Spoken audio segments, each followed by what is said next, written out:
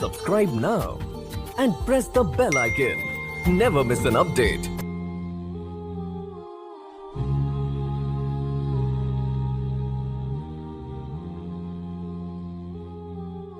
रमजान मुबारक का आखिरी अशरा शुरू हो चुका था। चचा जान और नन्ना भी काफी दिनों बाद रिहा हो गए थे। हमारे बूढ़े बुजुर्ग इस इबादत वाले महीने में भारतीय फौज के हेडक्वार्टर के गेट पर अपने प्यारों और अजीजों की रिहाई का इंतजार करते रहते थे। आर्मी हेडक्वार्टर मानसीबल झील के किनारे पर वाक़ था और इलाके के लोग ठिठुरती सर्दी में मानसीबल झील से उठने वाले सर्द हवा के थपेड़ों में सुबह से शाम तक कैंप के बाहर खड़े रहते थे। बिलाखिर कई दिनों बाद पत्थरों के पुजारियों का दिल नरम हो जाता और फिर बेगुनाह अफराद को रिहा किया जाता था। ईद की आमद थी। इंडियन आर्मी के जुल्म तशद्दुद ने कश्मीरी अवाम की खुशियाँ पहले ही मिलिया मेट करके रख दी थी, लेकिन ईद अल्लाह की तरफ से मुसलमानों के लिए एक खास तोहफा है। इसलिए चेवा के लोग भी जख्मी दिल लिए ईद की तैयारियों में मसरूफ थे। उस दिन धूप चमक रही थी। एक आदमी दौड़ता हुआ आया और कहने लगा, इंडियन आर्मी गाँव की तरफ आ रही है। ये खबर पूरे गाँव में फैल गई और नौजवान इधर उधर छुप गए। कई नौजवानों ने उन जालिमों के खौफ से पानी की नदी में पनाह ली। तमाम औरतें भी एक जगह जमा हो गईं और ये फैसला किया कि आज हम आर्मी वालों को किसी नौजवान को गिरफ्तार नहीं करने देंगे। परसों ईद है और ये काफिर हमारे भाइयों को गिरफ्तार करके ईद की खुशियों को मातम में बदलना चाहते हैं। इसलिए अगर आर्मी किसी को गिरफ्तार करने की कोशिश करे तो हम सब मिलकर हमला कर देंगे। ऐसा कई दफा हुआ था कि कश्मीरी खवातीन ने इंडियन आर्मी पर पत्थर और डंडे बरसा कर उनकी खूब ठुकाई की। एक दफा आर्मी कुछ बेगुनाह कश्मीरियों को गिरफ्तार करने की कोशिश कर रही थी।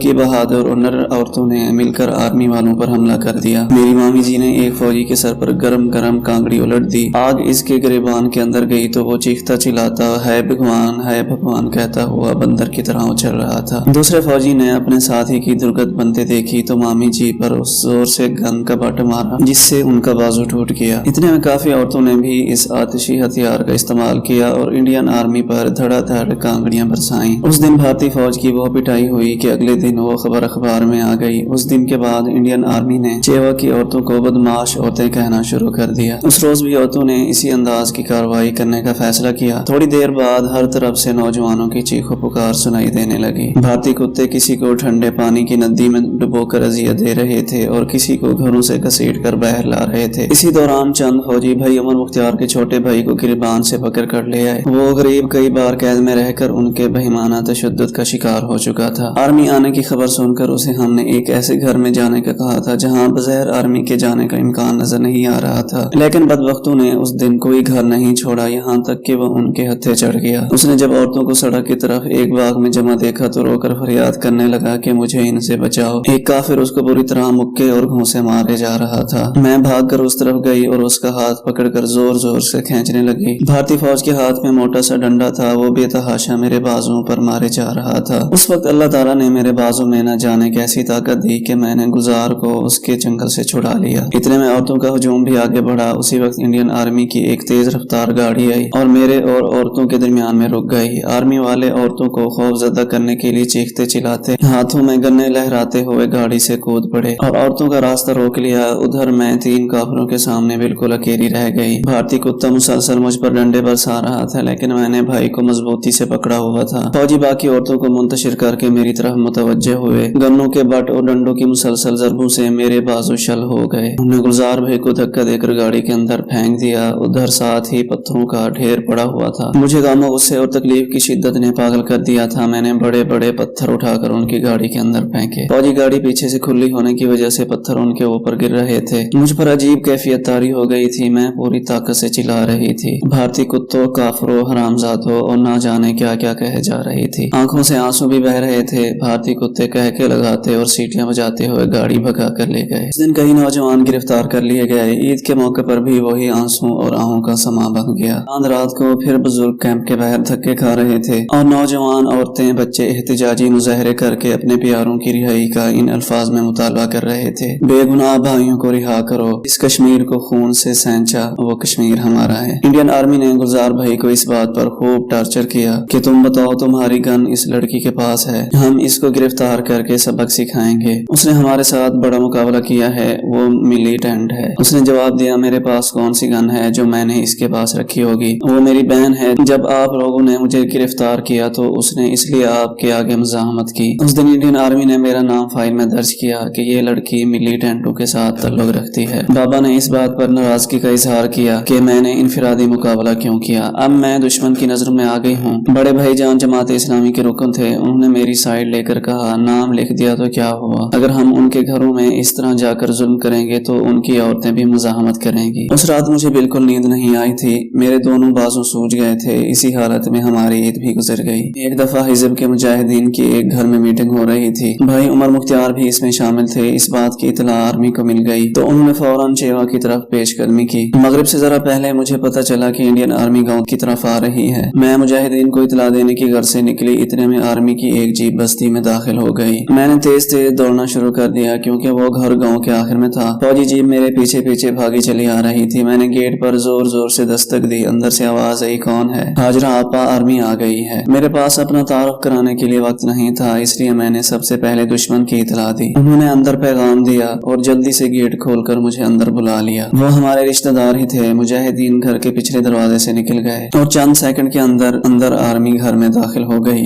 گھر میں مچی افراتفری سے انہیں یقین ہو گیا کہ ادھر مجاہدین موجود تھے۔ انہوں نے گھر والوں پر خوب تشدد کیا کہ ہمیں ادھر مجاہدین کے موجود ہونے کی پکی اطلاع مل گئی تھی، تم لوگوں نے انہیں بھگا دیا ہے۔ انڈین آرمی کے گھر میں داخل ہوتے ہی پورے گھر میں ایک ناگوار بو پھیل گئی۔ ہم لوگ شراب کی بو سے ناشنا تھے، اس لیے اسے پایوڈین کی بو سمجھ رہے تھے۔ یہ مشرک شراب پی کر آئے تھے۔ بھارتی فوج کے کمانڈنگ افیسر سی او نے فیرن پہن رکھا تھا۔ کافر نے اس قدر بھیس بدلا ہوا تھا، اگر وہ اکیلا بہر جاتا تو بالکل کسی کو شک بھی نہ گزرتا کہ یہ سی او ہے۔ میری سانس ابھی تک پھول رہی تھی۔ اس نے مجھے کھڑا کر کے پوچھا تم کون ہو؟ حاجرہ آنٹی نے فوراً جواب دیا یہ میری بیٹی ہے۔ وہ کافی بڑا خاندان تھا، دو بھائی اکٹھے رہ رہے تھے، اس لیے وہاں پر لڑکیوں کی ایک کھیپ موجود تھی۔ اس کم بخت کو نہ جانے کیا شک گزرا، وہ سب کچھ چھوڑ کر مجھ سے پوچھ گچھ کرنے لگا۔ کمرے میں بلب روشن تھا، اس شیطان کے چہرے پر سے صفاقیت چھلک رہی تھی، آنکھیں خون خوار ہو رہی تھیں اور اس کے منہ سے بات کرتے ہوئے بدبو کے بھبوئے نکل رہے تھے۔ اس کے بات کرنے کا انداز ہی کچھ اور تھا، اس سے مجھے شک پڑا کہ جسے ہم پایوڈین کی بو سمجھ رہے تھے وہ دراصل شراب کی بو ہے اور یہ شیطان اس وقت نشے میں دھت ہے۔ اس بات سے مجھ پر گھبراہٹ طاری ہو گئی۔ اس نے لڑکھڑاتی آواز میں سوال کیا ہاں تم بتا دو ملیٹنٹ کدھر ہیں ورنہ تمہارا انجام بہت برا ہوگا۔ میں نے جواب دیا مجھے کیا پتا وہ کدھر گئے ہیں، ہمارے گھر میں تو کوئی نہیں تھا۔ میرا جواب سنتے ہی وہ غصے سے بھر گیا، اس نے زور سے میرے منہ پر تھپڑ مارا کہ میں چکرا کر گر گئی۔ حاجرہ آنٹی نے دل پکڑ کر چیخ ماری اور دھڑم سے فرش پر گر پڑی۔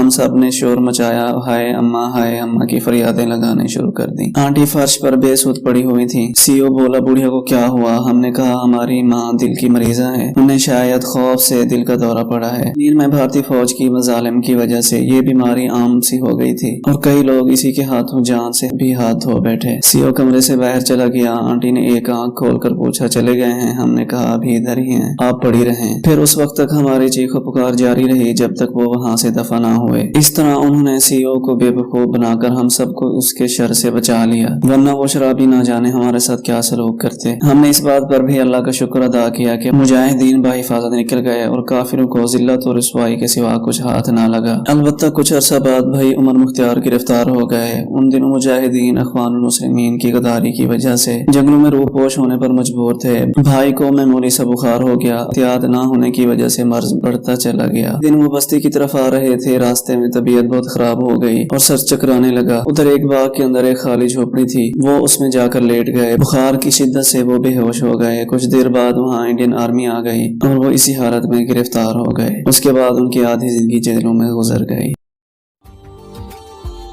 Subscribe now and press the bell icon. Never miss an update.